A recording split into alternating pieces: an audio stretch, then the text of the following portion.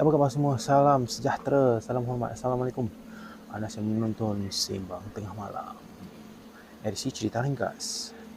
Pada malam ini saya akan menceritakan sebuah kisah yang bertajuk Penampakan di Whampoa Drive.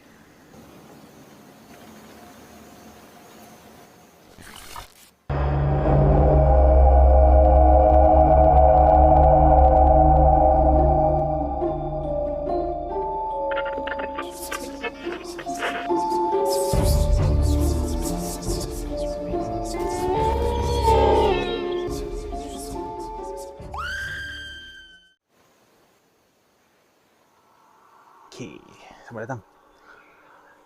Assalamualaikum semua. Nama saya Aida. Saya memang gemar membaca semua kisah-kisah yang telah di-post di page anda. Saya sendiri pun ada pengalaman yang seram, terutama di dalam kawasan tempat saya tinggal, di kawasan Kejilanan, Whampoa Drive. Kisah ini amat seram bagi saya sehingga saya tidak dapat melupakannya. InsyaAllah, kalau ada masa yang lapang, saya akan kongsi kisah-kisah yang seram yang saya mengalami ataupun saya pernah terjadi kepada diri saya sendiri di masa akan datang. Kisah ini terjadi, apa ni dia tulis? Maaf, saya cuba terjemahkan dalam bahasa Melayu kerana emailnya diberi dalam bahasa English. Kisah ini berlaku beberapa tahun yang lalu ketika saya berjalan pulang daripada rumah ibu bapa saya yang terletak beberapa blok berdekatan atau berhampiran.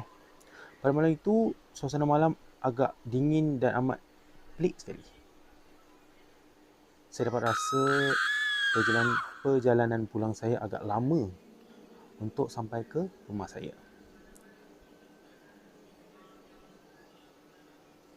Saya terus berjalan sebab rumah saya pun agak dekat.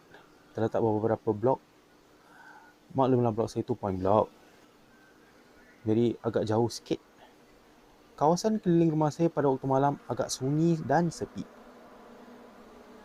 Dan di kawasannya ada banyak pokok-pokok besar dan juga pohon-pohon yang kecil-kecil dan semak-semak. Saya mula berasa penat kerana saya telah berjalan lebih daripada 10 minit. Cuma anda bayangkan tengah jalan, ya Allah, jauhnya, belum sampai lagi.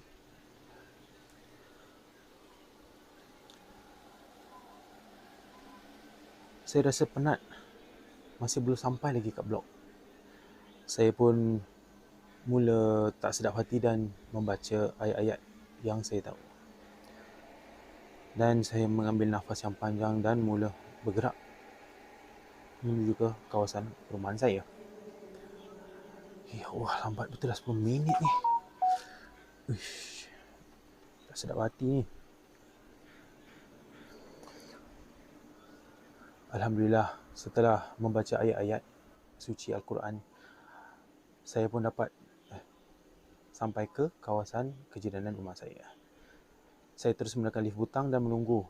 Ketika menunggu lift tu tiba, saya melihat di kawasan keliling rumah saya di bawah blok, tiba-tiba mata saya tertumpu kepada satu lembaga hitam bersusuk seperti seorang lelaki yang duduk di kerusi di bawah blok. Mungkin bawah blok dia dah macam tu yang meja orang main chess. Kita pun tak tahulah.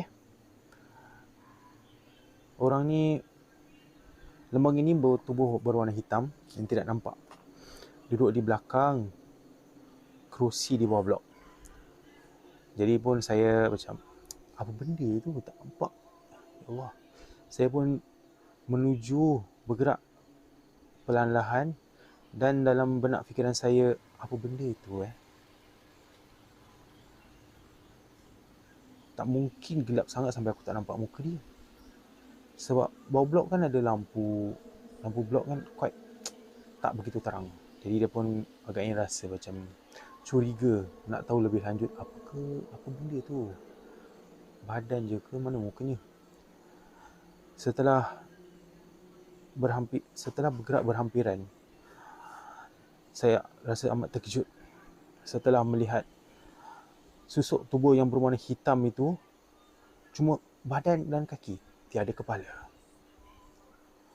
Saya amat terkejut dan hampir pingsan bila melihat badan yang tidak berkepala itu.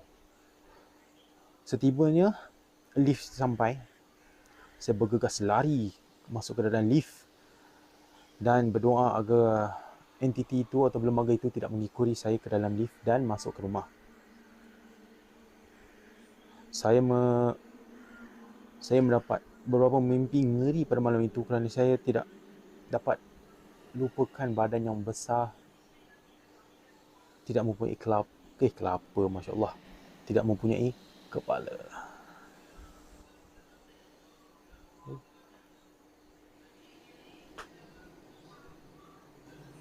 Apa tu? Itu sajalah cerita-cerita pada malam ini di episod pertama Sembang Tengah Malam Cerita Ringkas. Kalau anda mempunyai cerita-cerita yang seram dan ingin digambarkan atau ingin seseorang melukiskan, anda boleh kirimkan cerita anda ataupun PM ke Syed Wilson. Anda boleh lihat Facebooknya di bawah sini. Tu bawah tu. Okay.